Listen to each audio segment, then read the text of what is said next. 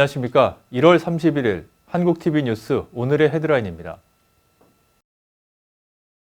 국내에서 우한 폐렴이 사람과 사람 간에 전염된 사례가 발생했습니다. 중국 우한으로 여행을 다녀왔다 우한 폐렴에 감염된 60대 시카고 환자의 남편이 감염돼 중국에 다녀오지 않고 감염된 국내 첫 사례가 됐습니다.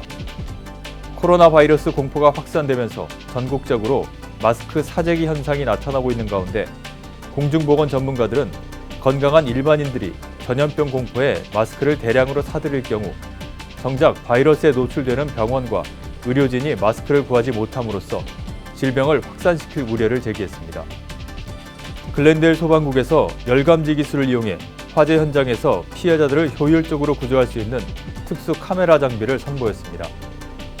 타운을 관할하는 LA 10지구 시의원직에 출마한 그레이스 유 후보가 최근 한인은 물론 이웃한 타민족 커뮤니티의 지지를 잇따라 끌어내고 선거기금 모금도 순항하면서 캠페인에 날개를 달았습니다.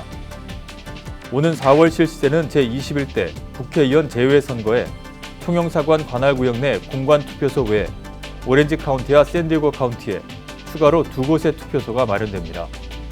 한국의 진영 행정안전부 장관이 중국 우한 교민들을 수용할 충남 아산 경찰 인재 재개발원과 충북 진천 국가공무원 재개발원을 잇따라 방문해 주민 설득에 나섰다가 달걀 세례를 받았습니다. 남북당국이 코로나 바이러스 방역 조치의 일환으로 개성에 있는 남북연락사무소 운영을 잠정 중단했습니다. 2018년 6.13 지방선거에 개입한 혐의를 받는 임종석 전 대통령 비서실장이 30일 검찰에 출석해 조사를 받았으며 대체로 혐의를 부인한 것으로 알려졌습니다. 시청자 여러분 안녕하십니까? 한인 사회 이슈를 신속하고 정확하게 전해드리는 한국TV 뉴스입니다. 도널드 트럼프 행정부가 신종 코로나 바이러스 감염증과 관련해 공중보건 비상사태를 선포했습니다.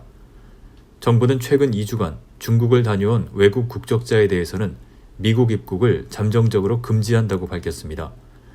이는 신종 코로나의 확산을 억제하기 위한 조치로 다음 달 2일부터 발효됩니다. 보건복지부 장관은 미국 시민이나 영주권자의 직계가족이 아닌 외국 국적자가 최근 14일 이내에 중국을 다녀왔을 경우 미국으로의 입국이 거부될 것이라고 말했습니다. 글렌델 소방국에서 29일 열감지 기술을 이용해 화재 현장에서 피해자들을 효율적으로 구조할 수 있는 특수 카메라 장비를 시연하는 행사가 열렸습니다. 안수빈 기자가 다녀왔습니다. 글렌데일 소방국은 29일 어둡고 캄캄한 악조건 화재 구조 현장에서 신속하고 효율적인 인명구조가 가능한 신장비를 공개했습니다. 소방당국이 공개한 장비는 열 감지 기술이 탑재된 카메라 장비 시크 리빌 프로입니다. 휴대폰보다 작은 크기의 신장비는 휴대성이 좋고 기존에 쓰던 장비보다 훨씬 간편하고 편리하게 사용할 수 있다는 장점이 있습니다. 기존에는 한 팀당 가장 직책이 높은 캡틴만이 사용할 수 있었던 이 같은 장비는 앞으로 모든 소방관에게 보급될 예정입니다. 소방관들의 안전과 공공의 안전 모두 개선하겠다는 방침입니다. These cameras will be carried by all of our 50 on-duty firefighters each day and will greatly enhance our public and firefighter safety. This tool allows us to see through smoke and heat and difficult conditions. 이 자리에서 글렌데일 소방당국은 새로운 카메라를 시연했습니다. 안개가 자욱하고 어두워 앞이 전혀 보이지 않는 폐쇄된 공간에서도 장비 속 화면에는 사람의 형체나 지형 지물 등이 선명히 보이는 것을 확인할 수 있습니다. 소방당국은 약 2주 전 한 아파트에서 화재가 발생해 진압하던 중에 소방관 2명이 아파트 지하에 갇히는 사고가 발생했지만 새로운 카메라 장비를 통해 신속히 구출해낼 수 있었다고 합니다. 한국TV 안수빈입니다. 한인타운을 포함하는 LA 10지구 시의원직에 출마한 그레이스 유 후보가 3월 예선을 앞두고 한인은 물론이고 이웃한 타인종 주민들의 지지를 잇따라 얻고 선거기금 모금도 순항을 하면서 캠페인에 날개를 달았습니다. 이수연 기자가 보도합니다. 한인 커뮤니티를 대변하는 목소리가 되겠다며 LA시 10지구 시의원 선거에 출마한 그레이스 유 후보. 캠페인 초반 오랫동안 주류 정계에 몸담은 쟁쟁한 후보들 사이에서 선거가 쉽지 않을 것으로 점쳐졌지만 최근 두드러진 성과를 내면서 3월 예선에서 선전할 것이라는 기대를 받고 있습니다. 유 후보는 최근 LA 교원연합인 UTLA와 아시아태평양계 미국인 정치활동위원회인 카파 21 등 주류 커뮤니티 단체들의 강력한 지지를 받았습니다. 게다가 지난 10월에는 LA시로부터 매칭 펀드 15만 달러를 승인받는 동시에 기부금을 추가로 확보해 현재까지 무려 40만 달러 상당의 선거 기금을 모아 주위를 놀라게 했습니다. 주민들이 나서주는 거예요. 우리는 그레이스를 믿으니까 이 친구를 찍어야 된다. 그러면서 이런 기회가 또 놓치면 안 되니까 꼭 우리가 나서야 된다는 그런 느낌으로 많은 분들이 도와주고 있어요.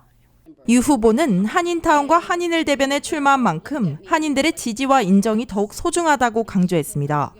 유 후보 캠페인 측은 한인의 투표율을 높이기 위해 캠페인 본부에서 그리고 직접 방문을 통해 특히 투표하는 데 어려움을 겪는 시니어층의 우편 투표를 도울 예정이라고 밝혔습니다. 그렇죠. 어르신들은 우편 투표를 하셔야지 제일 쉬워요. 그리고 필요 있으면 자원봉사들이 계속 나와서 도울 거니까 그 투표 용지를 갖고 오시면 저희가 도울 수 있습니다. 한편 선거법 개정으로 이번 예비선거는 투표가 한층 편리해졌습니다.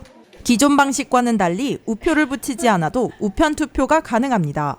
또 지정 투표소가 아닌 자택과 직장에서 가까운 투표소에서 투표할 수 있습니다. 예비선거 투표를 하기 위해서는 2월 18일까지 유권자 등록을 마쳐야 하며 우편 투표 신청 마감일은 2월 25일입니다. 선거법 개정으로 조기 투표 기간이 최대 11일로 대폭 늘어났지만 LA 한인타운 인근에 마련된 동양 선교교회, 서울국제공원, 위셔팍 초등학교, 하버드 초등학교 등지의 조기 투표소는 2월 29일부터 3월 3일까지 나흘간 운영합니다. 한국TV 이수연입니다. 코로나 바이러스 공포로 전국적으로 마스크 사재기 현상이 나타나면서 공중보건 전문가들은 건강한 일반인들이 전염병 공포에 마스크를 대량으로 사들일 경우 정작 바이러스에 노출되는 병원과 의료진이 마스크를 구하지 못함으로써 질병을 확산시킬 우려를 제기했습니다. 현재 일부 약국에서는 마스크 재고가 동났으며 아마존에서도 마스크 주문량이 몰려 배송까지 수주일을 기다려야 하는 상황입니다. 질병통제예방센터는 마스크 제조업체와 협력해 병원 내 마스크 부족 사태를 차단할 것이라고 밝혔습니다. 센터는 실제 필요와 관계없이 공포에 질려 마스크를 사들이는 현상이 발견되고 있다며 일반인보다도 호흡기 환자들을 치료하는 의사와 간호사들이 반드시 마스크를 착용하고 이를 자주 교체해야 한다고 설명했습니다. 일반인들의 경우에는 마스크를 착용하는 것보다 손을 자주 씻는 것이 바이러스 감염 방지에 도움이 된다고 전문가들은 조언했습니다. 보건복지부는 미국에서의 감염 위험은 극히 낮다면서 지금 마스크를 구매하는 것은 불필요하다고 밝혔습니다. 오는 4월 실시되는 제21대 국회의원 재외선거에 총영사관 관할구역 내 공관투표소 외에 오렌지 카운티와 샌디에고 카운티에 추가로 2곳의 투표소가 마련됩니다. 추가된 투표소는 오렌지 카운티의 한인회관 1층, 그리고 샌디에고 카운티의 한인회관 2층에 설치됩니다. 공관투표소와 달리 2곳의 추가 투표소에서는 4월 3일부터 5일까지 사흘간 운영됩니다. 공관투표소는 총영사관 2층에 설치되며 4월 1일부터 4월 6일까지 엿새간 운영됩니다. 투표 시간은 모두 오전 8시부터 오후 5시까지입니다. 이번 선거에 참여하기 위한 유권자 등록은 2월 15일까지로 공관을 직접 방문하거나 홈페이지를 통해서 할 수 있습니다. 오늘의 지역 단신 전해드립니다. 반도건설이 로스앤젤레스에서 주상복합 아파트를 건설합니다. 반도건설은 LA 한인타운 인근의 더 보라 3170 주상복합 아파트 개발 사업을 추진하고 이달 착공에 들어갔다고 밝혔습니다. 더 보라 3170은 반도건설이 미국에서 처음 추진하는 개발 사업으로 지하 1층, 지상 8층 규모의 아파트 252가구로 건설되며 이달 착공에 들어가 2022년 5월 준공 예정입니다. 투자의 귀재로 불리는 워렌 버핏, 버크셔 해서웨이 회장이 40여 년 만에 신문 사업을 완전히 포기했습니다. 버크셔 해서웨이는 31개 신문사를 출판사 리 엔터프라이즈에 매각하기로 합의했다고 밝혔습니다. 유명 속옷 브랜드 빅토리아 시크릿의 모기업 엘브랜즈 최고 경영자인 레슬리 웩스너가 빅토리아 시크릿 매각 여부를 논의하고 있다고 월스트리트저널이 보도했습니다. 빅토리아 시크릿은 속옷 시장의 명실상부한 강자로 군림해왔으나 최근 수년간 시대 흐름에 맞지 않는 오프라인 쇼핑몰 위주의 판매 전략 등으로 매출이 악화했습니다. 칼텍의 와이파이 기술 관련 특허를 침해한 혐의로 피소된 애플과 브로드컴이 천문학적 손해배상금을 낼 처지에 몰렸습니다. 로스앤젤레스 법원 배심원단은 29일 애플과 브로드컴에 각각 8억 3,780만 달러와 2억 7,020만 달러의 특허권 침해 배상금을 지급하라고 판결했습니다. 다음은 전국 각 지역 단신입니다. 우한 폐렴이 중국을 비롯해 여러 국가에서 확산 양상을 보이는 가운데 뉴욕에서 예정된 춘제 행사가 취소됐습니다. 퀸스 플러싱에서 당초 이번 주말에 열릴 예정이었던 템플 바자 행사가 취소됐습니다. 이 행사는 매년 설을 맞아 개최됐으며 지난해의 경우 전통춤을 비롯한 각종 공연이 펼쳐져 천여 명이 관람한 것으로 나타났습니다. 몽고메리 카운티 의회가 한인을 포함한 아시아계 지도자들을 의회에 초청해 설을 기념일로 선포했습니다. 홀리스터 한인안의 살인 사건으로 구금된 내연녀 최정아 씨가 우발적 살인 혐의를 인정했습니다. 최 씨는 선고 공판에서 최대 11년형을 받을 수 있습니다. 시애틀 지역 집값이 1년 전에 비해 4개월 연속 상승한 것으로 나타났습니다. 시애틀 지역 집값은 18개월 동안 하락세를 유지하다 지난 8월부터 상승세로 돌아섰습니다. 최연 앵커가 한국 뉴스 전해드립니다.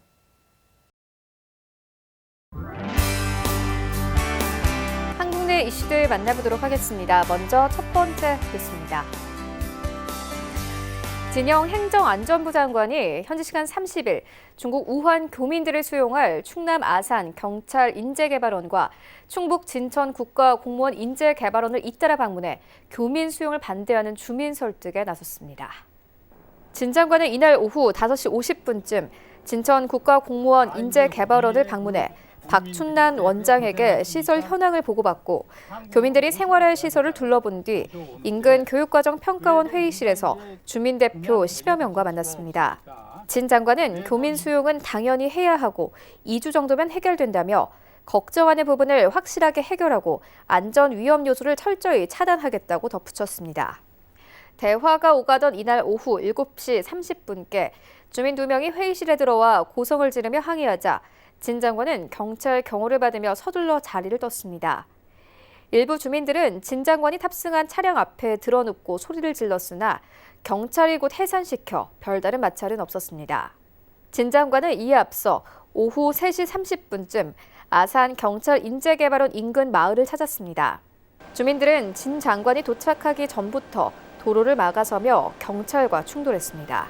진 장관이 양승조 충남지사, 오세현 아산시장과 함께 마을회관 앞에 모습을 보이자 일부 주민은 달걀과 과자 등을 던지며 거칠게 항의하기도 했습니다.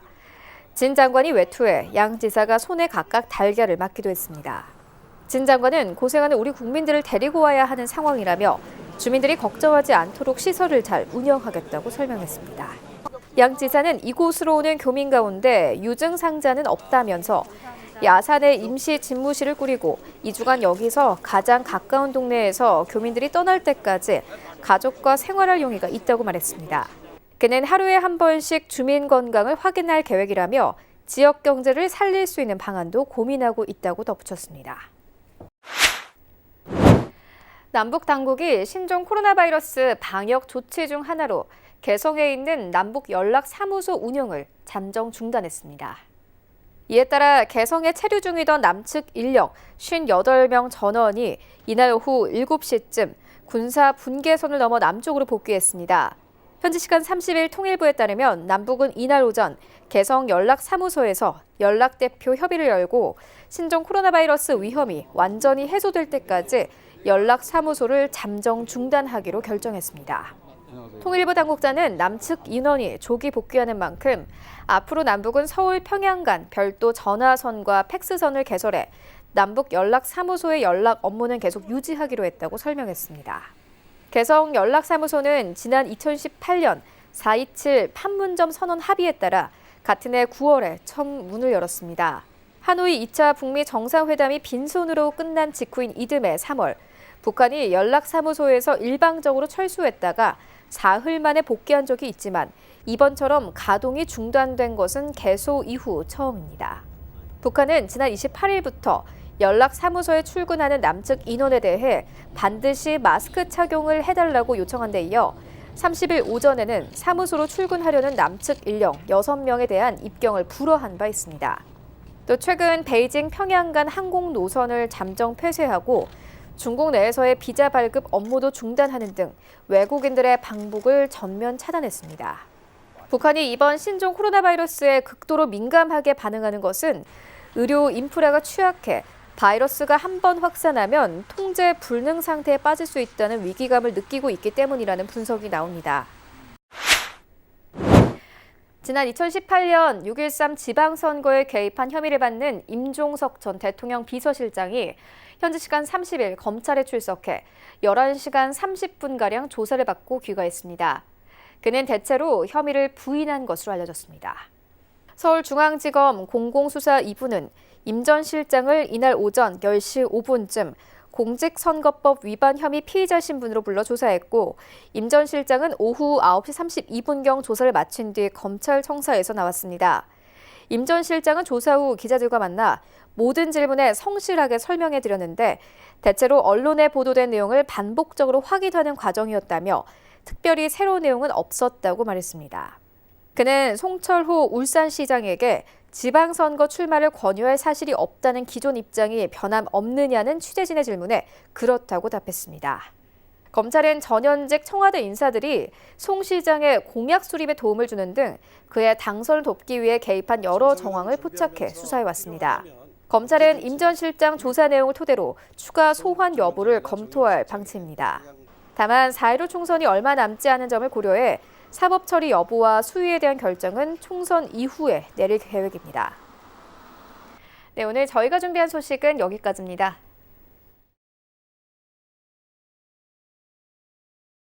오늘의 증권과 날씨, 그리고 항공기 출도착 정보 알려드립니다.